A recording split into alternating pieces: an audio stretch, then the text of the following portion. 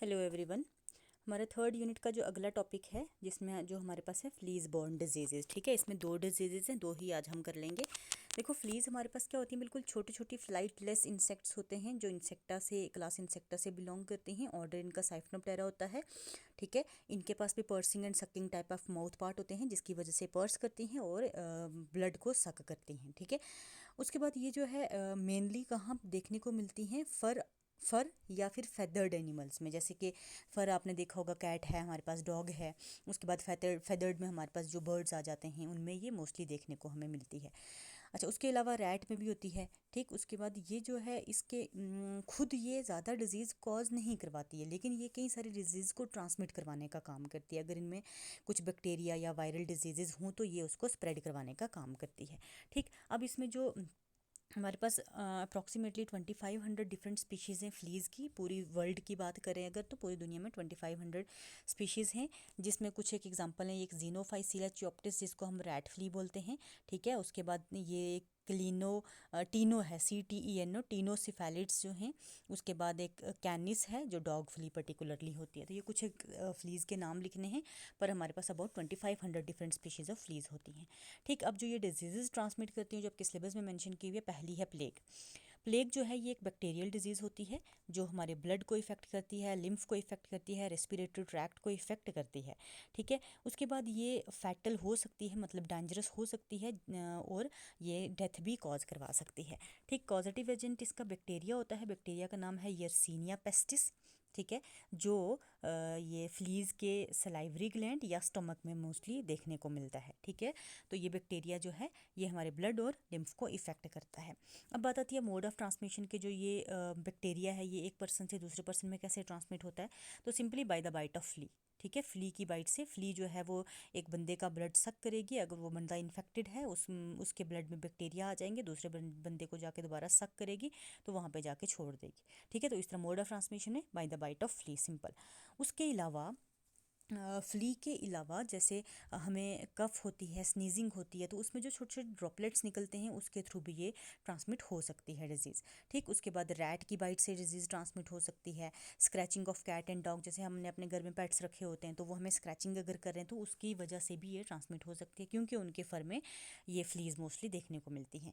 Incubation period mostly जो है 3 to 7 days इसका रहता है। ठीक, उसके बाद इसकी हमारे पास कुछ एक टाइप्स हैं। 3 टाइप का प्लेग हमारे पास होता है। पहला आ जाता है बुबोनिक प्लेग। ये ऐसा प्लेग है जिसमें लिम्फ नोड्स की स्वेलिंग हो जाती है। ठीक है, लिम्फ नोड्स देखो पूरी बॉडी में बिल्कुल भी नहीं होती हैं, नेक के रीजन में होती हैं, आर्म पिट्स में होती हैं, ग्रियोन में होती हैं। ठीक, और इनकी स्वेलिंग करवा देती है। और ऐसी इस लिम्फ नोड की स्वेलिंग को हम क्या बोलते हैं, ब्यूबो, और उसी के बेसिस पे इसका नाम पड़ गया ब्यूबोनिक प्लेग।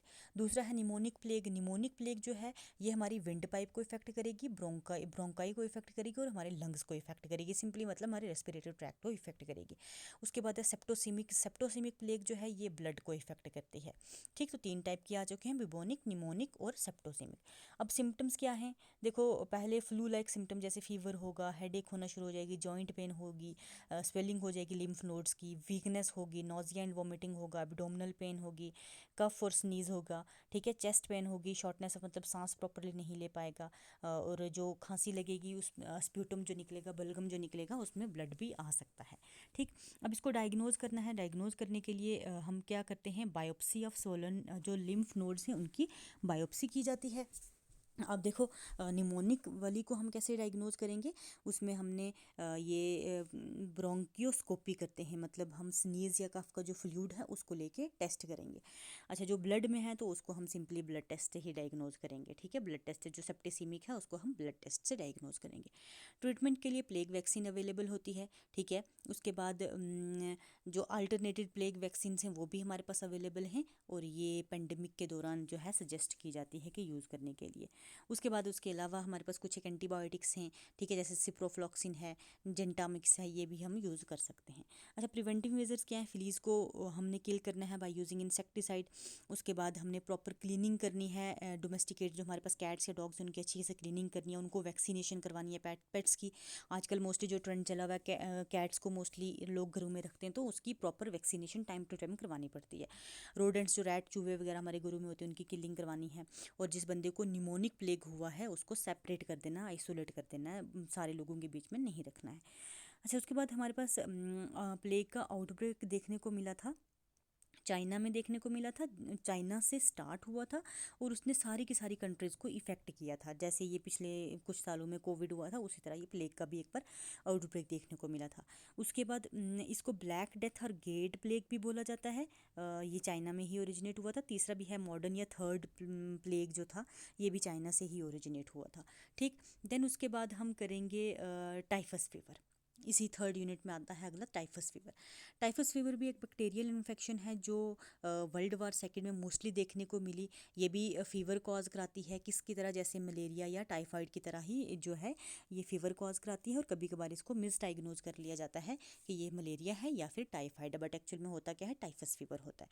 कॉजेटिव एजेंट इसका बैक्टीरिया है, बैक्टीरिया का नाम रिकेट्सिया है।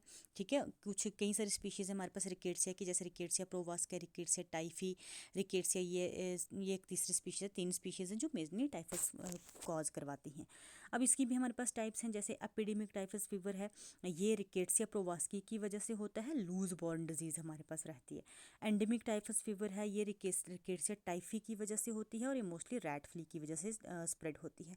क्यूटेनियस या स्क्रब जो है, टाइफस क्यूटेनियस का ही दूसरा नाम स्क्रब टाइफस फीवर है, ये हमारे पास रिकेट्सिया, ये सुगमुशी जो है, ये टी वाला स्टार्टिंग वाला जो अपने साइलेंट रखना है, सुगमुशी बोलते हैं इसको। और ये कैट फ्ली से भी स्प्रेड होती है, टिक्स और माइट से भी स्प्रेड हो सकती है। उसके बाद अगर मोड ऑफ ट्रांसमिशन की बात करें तो ट्रांसमिट होता है blood sucking insect like ticks, mites और फ्लीज की वजह से जो है ये ट्रांसमिट होता है from infected to normal person. ठीक, उसके बाद ये डायरेक्ट इनोकुलेशन शो नहीं कर सकता। इनोकुबेशन पीरियड इसका 5 to 15 डेज रहता है। ये थोड़ा सा ब्लर पेज है, इसमें आप वो इंक्रीज़ करके देख लेना इसकी। ठीक है, तो उसमें ये थोड़ा भी ब्लर है आ रहा है। अच्छा, साइंस एंड सिम्टम्स क्या हैं, प्रोलॉन्ग्ड फीवर रहेगा, सेवरल हेडेक मतलब सीवियर हेडेक मतलब अच्छी खासी सर दर्द रहेगी, रैशेज़ और चेस्ट रैशेज़ हो जाएंगी, चेस्ट पे खारिश लगेगी और बैक में भी मस्कुलर पेन होगा। ठीक है, आई सेंसिटिविटी, जो ब्राइट लाइट से आई सेंसिटिविटी हो जाएगी। उसके बाद एंडेमिक टाइफस फीवर में ड्राई कफ मोस्टली होती है, नोजिया एंड वॉमिटिंग होती है, एब्डोमिनल पेन होता है, डायरिया होता है। स्क्रब टाइफस फीवर जो स्किन में होती है, इसमें भी प्रोलॉन्ग फीवर होगा, टाइडनेस होगी, स्वेलिंग ऑफ लिम्फ नोड्स होगी, rashes on skin with lesions और कफ होगी। अब डायग्नोज कैसे, जैसे मैंने पहले बताया था, इसको मिस डायग्नोज कर लिया जाता था, मलेरिया या टाइफाइड की तरह मिस डायग्नोज कर लिया जाता था। ठीक है, स्किन बायोप्सी या ब्लड टेस्ट से इसको पर्टिकुलरली हम डायग्नोज करते हैं। उसके बाद इसके ट्रीटमेंट की हम बात करें तो उसको ट्रीट किया जाता है, एंटीबैक्टीरियल मेडिसिन हम यूज़ करते हैं, सिप्रोफ्लॉक्सिन, क्लोरामफेनिकोल, डॉक्सीसाइक्लिन जो है। ठीक है, और एक टाइफस वैक्सीन आज तक हमारे पास नहीं बनी हुई है। प्रिवेंटिव मेजर्स के क्या हैं, हमने इंसेक्ट वेक्टर को किल करना है, इंसेक्टिसाइड यूज़ करने हैं, इंसेक्ट रिपेलेंट यूज़ करने हैं, पर्सनल हाइजीन को मेंटेन करके रखना है। ठीक है, और जो वेक्टर हैं इनकी बाइट को अवॉइड करना है, रात के टाइम फुल स्लीव्ड क्लॉथ पहनने, वैक्सीनेशन करनी है प्रॉपर पेट्स की। ठीक है, रोडेंट्स को किल करना है और उनकी जो प्लेसेस हैं, फीडिंग प्लेसेस, उनको भी हमने डिस्ट्रॉय करना है। टाइफस फीवर का मेजर जो आउटब्रेक वर्ल्ड वार सेकेंड में ऑब्जर्व किया गया था, क्योंकि उस दौरान जो सैनिटरी कंडीशन थी वो बड़ी पोर थी, साफ़ सफाई जो है वो प्रॉपर नहीं हो पा रही थी। और ये अफ्रीकन कंट्रीज़ में आज के टाइम पे बहुत ज़्यादा स्प्रेड हुआ है और इंडिया में अबाउट 15% पॉपुलेशन जो है इससे इन्फेक्टेड रहती है।